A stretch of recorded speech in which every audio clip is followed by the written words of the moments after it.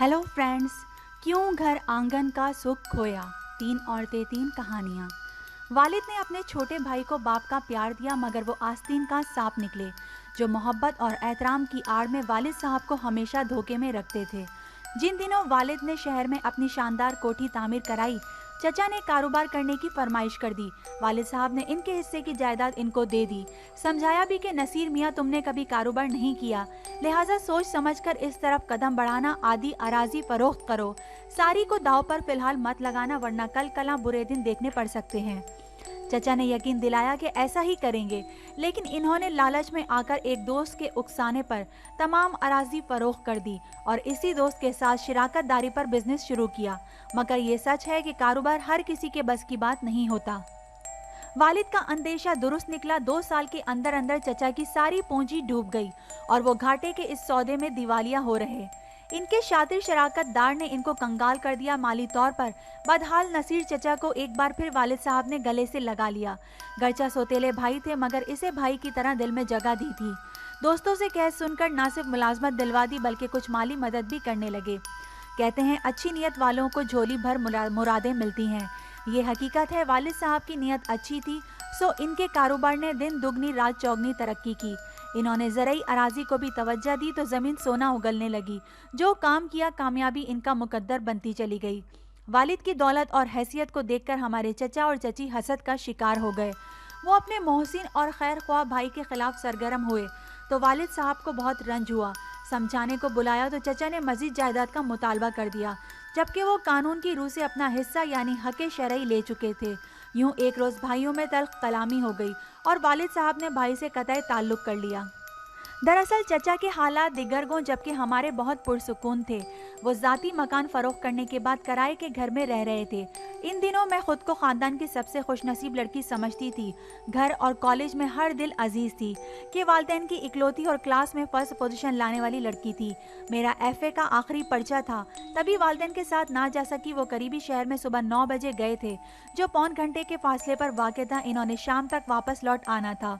शाम हो रही थी और मेरे कान गेट की तरफ लगे थे। वालिदैन के लौट आने का इंतज़ार कर रही थी कि एक गाड़ी के रुकने की आवाज़ सुनाई दी। चौंक गई, क्योंकि ये हमारी कार ना थी, बल्कि किसी भारी गाड़ी के पहियों की आवाज़ थी। तभी बेल हुई। अनाबी ने गेट खोला। सामने एक दूसरी गाड़ी खड़ी थी और लोग इकट्ठे हो रहे थे। वो मेरे वालिदैन के जस्ते खाकी को लाए थे, जिनकी कार का एक्सीडेंट मुल्तान से मुजफ्फराबाद जाते हुए रास्ते में हो गया था। इस गैर मुतवक्का हादसे की वजह से मेरे होश व हवास जाते रहे।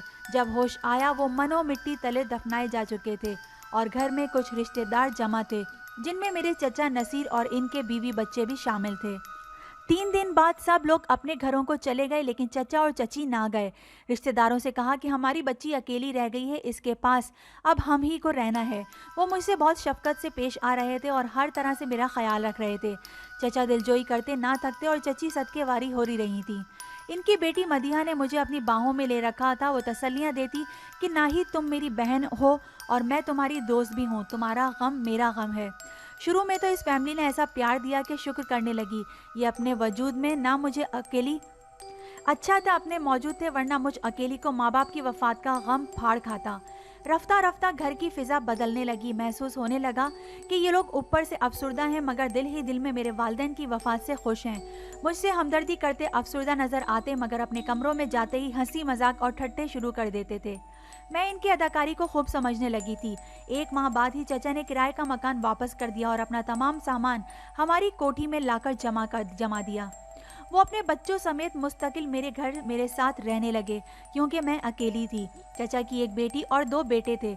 मदीहा और फरहान ने सिर्फ मैट्रिक का और पढ़ाई छोड़ दी थी, जबकि नोमान 9वीं क्लास में था। मदिया की आदत रफ्ता रफ्ता आया होने लगी, मुझको जहनी तौर पर मुस्तरिब करने लगी। वो बहुत खुद पसंद और खुद सरसी लड़की थी।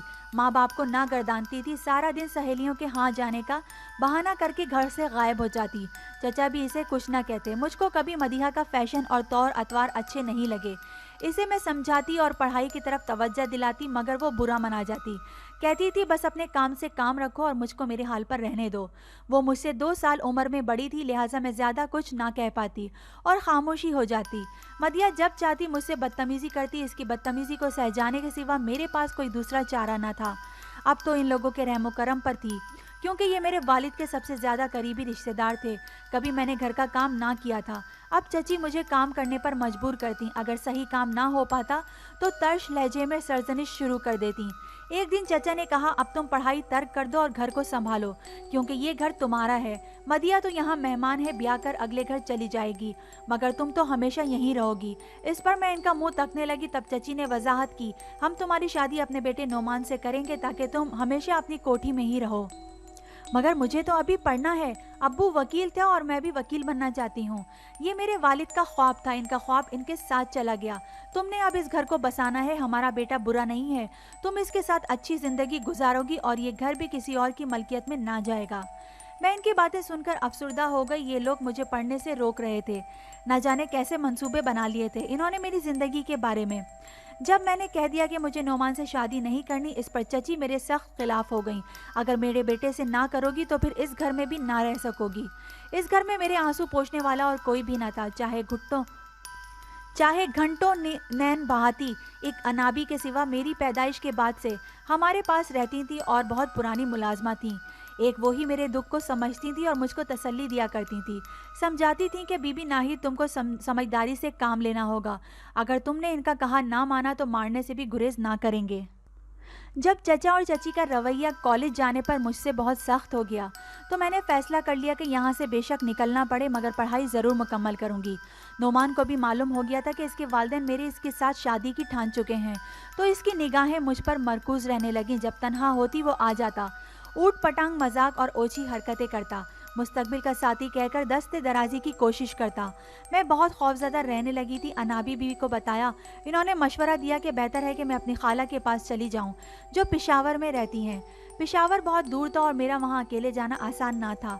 एक क्लास फेलो मेरे हालात जानती थी, इससे मशवरा किया। वो बोली, तुम कुछ दिनों के लिए मेरे पास आ जाओ, फिर सोचते हैं कि क्या करना है। मैंने सिर्फ अनाबी को बताया कि मैं नाजिया के घर जा रही हूँ। मैं इस तरह अपने घर छोड़कर कभी ना जाती, लेकिन चचा ने मेरे निकाह का बंदोबस्त ज़बरदस्ती अपने बेटे के साथ कर लिया। तभी ये फैसला कुन कदम मुझे उठाना पड़ा। नोमान निकम्मा ही नहीं बदआमाल भी था। लड़कियों के चक्कर इसके अलग, वो मैं नोशी भी करता था। एक दो बार इसी हालत में मेरे कमरे में घुस आया तो मुझे अपनी इज्जत बचानी मुश्किल हो गई थी। मैं नाजिया के घर रहने लगी, मगर मुझे अपनी किफ़ालत तो खुद ही करनी थी। अपने तौर पर मुलाजमत की तलाश भी शुरू कर दी, फिर मुलाजमत भी करने लगी। चचा और इनके सपूत मेरी तलाश में थे, मगर मैंने अपना ठिकाना किसी को नहीं बताया था। सिर्फ अनाबी से राब्ता था, वो भी इनकी बहन के ज़रिए। एक साल नाजिया के वालिदैन की शफकत की वजह से इनके घर रही और इस दौरान ज़िंदगी के वो तजर्बे मिले जिनसे शायद मैं बुढ़ापे तक नावाकिफ़ रहती। बुरा वक्त खुदा किसी पर ना लाए। बेवकूफ़ भी अक्लमंद हो जाते हैं, क्योंकि ज़माने की ठोकरें बहुत सख्त होती हैं। जब ये ठोकरें लगती हैं, इंसान खुद ब खुद समझदार हो जाता है। एक स्कूल में पढ़ाने लगी। यहाँ पढ़ाते हुए एक माह भी ना हुआ था कि एक रोज़ स्कूल से निकलते मुझको मेरे कज़न ने देख लिया। अगले रोज़ चचा वहाँ मुझे लेने आ गए। घर तो आ गई, मगर मुझ पर जुल्म के पहाड़ टूट पड़े। चचा मेरी शादी ज़बरदस्ती नोमान से करने पर तुले थे। मैंने खुदकुशी की कोशिश की, मगर ज़िंदगी ना टली। मैंने सोच लिया था कि मर जाऊंगी मगर नोमान से शादी ना करूंगी, मगर इस ज़िद की मुझको भारी कीमत उठानी पड़ी। जब घर वालों ने खुद मुझको हर जगह बदनाम करना शुरू कर दिया, जहाँ गई नफरत भरा बर्ताव मिला। अम्मी अब्बू के अजीज़ों ने मुझे देखते ही मुँह फेर लिया कि घर से भागी हुई लड़की मशहूर हो गई थी। गर्चा मैं किसी के साथ ना भागी थी, मगर लोगों की सोच को कौन गिरफ्त कर सकता है। अनाबी बेचारी अपना ठिकाना बचाने को चुप थी। यूं भी इनकी कौन सुनता, वो अलग। वो अगर मेरी हिमायत में बोलती ख्वार हो जाती, अपने सर की छत खो देती और मैं ये गमगुसार को खो बैठती। जब सूरत हाल ऐसी हो तो कोई बेसहारा और तन्हा लड़की कब तक और कहाँ पना पाएगी। मैं तो जायदाद वाली थी। एक दिन डॉक्टर को दिखाने का बहाना बनाकर अनाबी के साथ हेड मिस्ट्रेस के घर गई। इन्होंने समझाया कि अब नौकरी की बात ना करो, बल्कि जैसे तुम्हारे चचा और चची कहते हैं इनकी मान लो।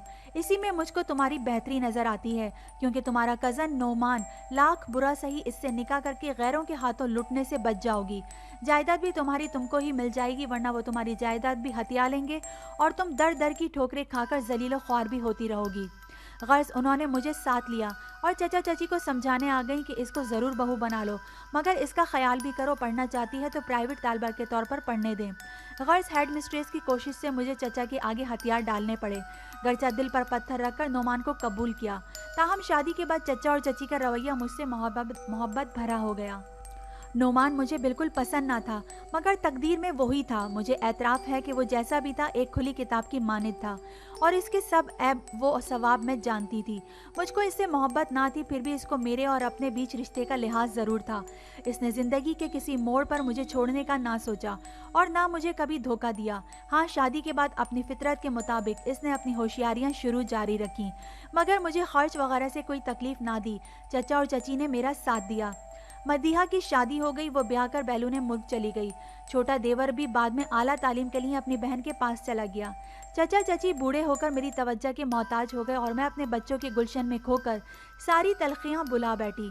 मैं अब फिर से अपने वालिद की जायदाद की मालिक और अपने घर की वारिस थी। मुझे इस हक से कौन महरूम कर सकता था। अब जिंदगी से कोई गिला नहीं, सिवाय इसके कि अगर चचा और चची मुझको यरगमाल ना बनाते तो आज मैं वकील या बैरिस्टर होती, जो मेरी शदीद आरजू थी। ताहम मेरी एक बेटी और एक बेटा वकील बन गए।